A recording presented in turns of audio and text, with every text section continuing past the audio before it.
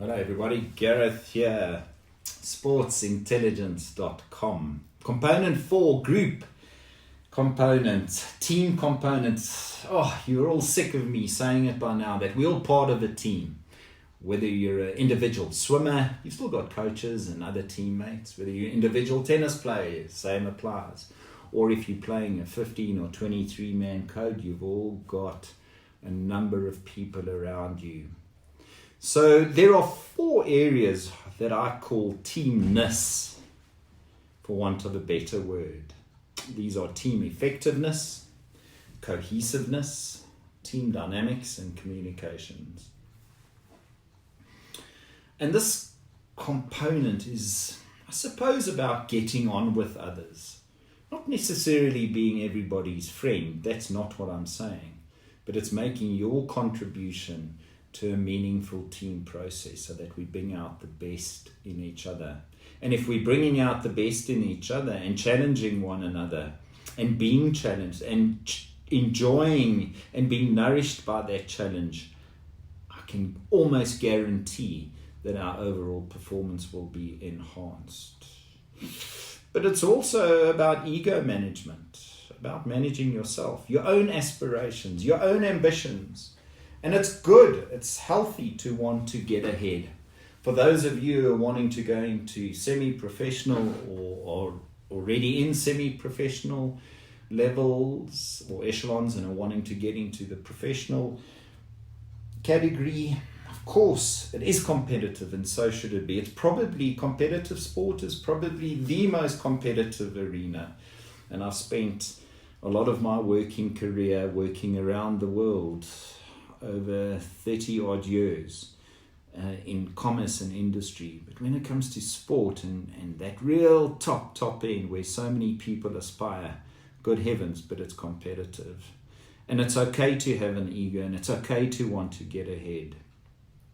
But I've got some interesting ways on how you can reconcile those tensions and how you can use those tensions constructively between yourself and your competitor. I just love watching Rafael Nadal and Roger Federer play. They're such good mates, but they give it stick with each other. And there's so many other cases of competitive athletes having great relationships with their adversaries and their competitors. They see it for what it is. And that for me is what makes sport such an interesting space. Teams are a kind of group and therefore subject to a range of group dynamics. From a sports intelligence perspective, a team is something, if you think about it, it's like a combination of a whole lot of brains and minds and people and personalities.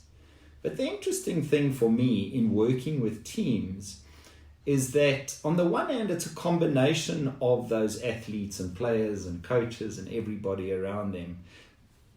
But a new kind of mind seems to come into existence, the mind of the team, not the mind of the individuals in the team. Essentially, the individuals come together to participate in a pool of common meaning, of alignment, which isn't accessible individually.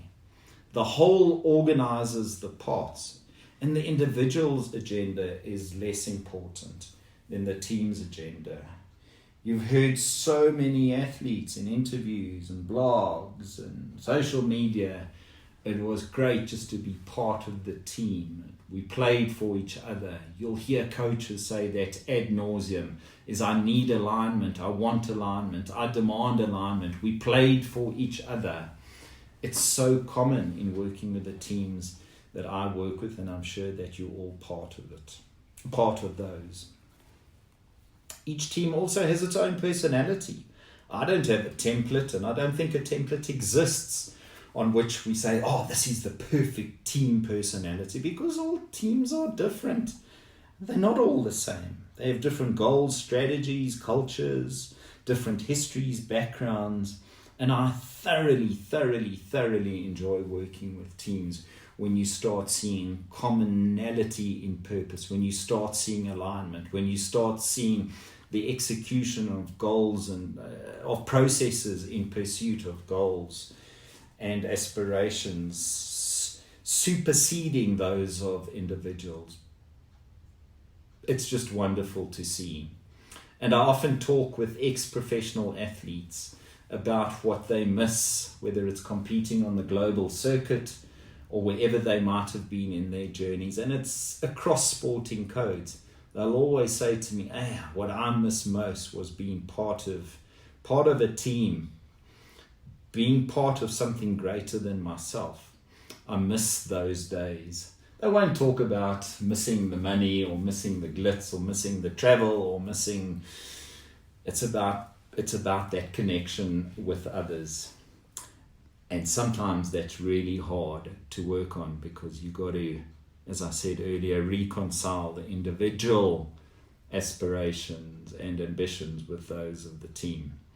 But that's when we really stand out. And that's what I said earlier on when I started the series. Was all of the coaches, every single one of them were clear. Give me a team player anytime before an individual athlete.